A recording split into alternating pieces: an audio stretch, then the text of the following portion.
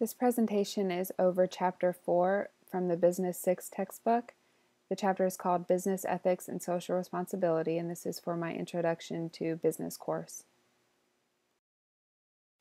Although ethics and social responsibility are closely related, they are not the same.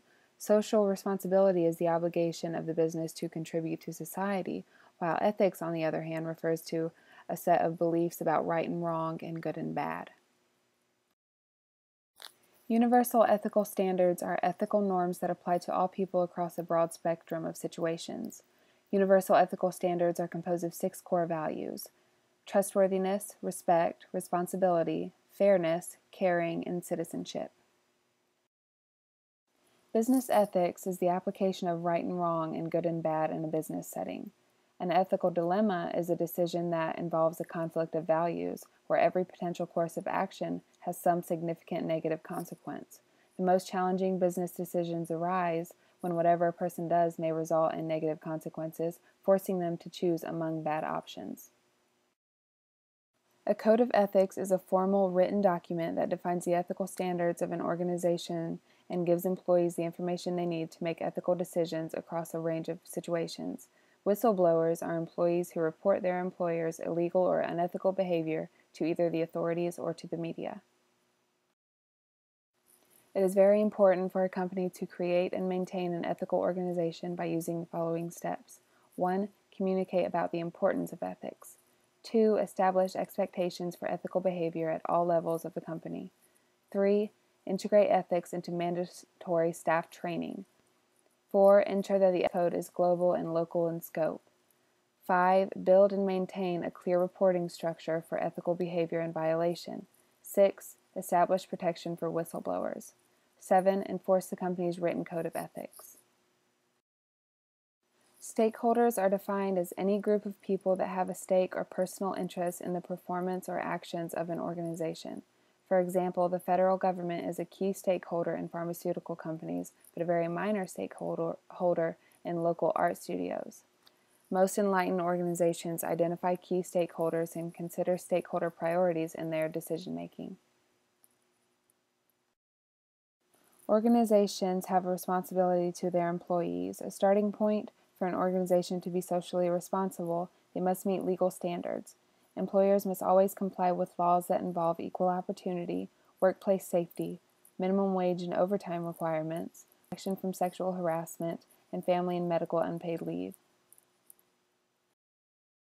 Socially responsible organizations should provide value, honesty, and communication to their customers. Consumerism is a widely accepted social movement that focuses on 4 key consumer rights. 1. The right to be safe. 2. The right to be informed. 3. The right to choose. And 4. The right to be heard.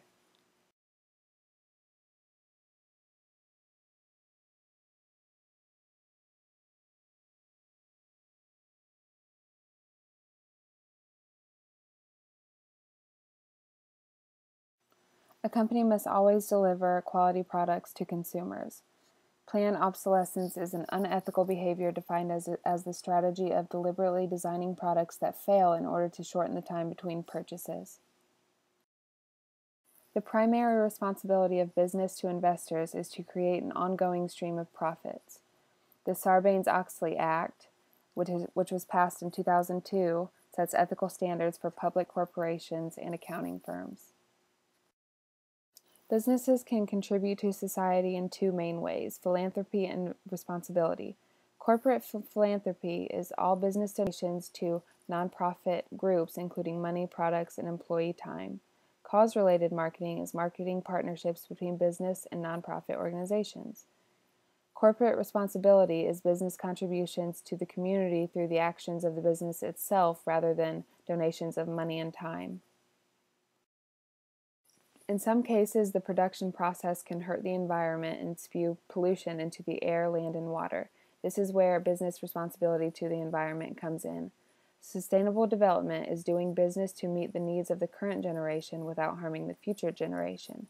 A carbon footprint refers to the amount of harmful greenhouse gases that a firm emits throughout its operations, both directly and indirectly.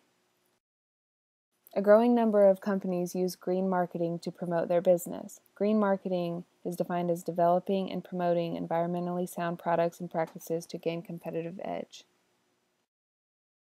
Many firms have chosen to monitor themselves in order to maintain ethical standards and social responsibility within the organization. A social audit is a systematic evaluation of how well a firm is meeting its ethics and social responsibility goals. And lastly, this is my reference page. This sums up where I got all of my information in the presentation. Thanks for watching.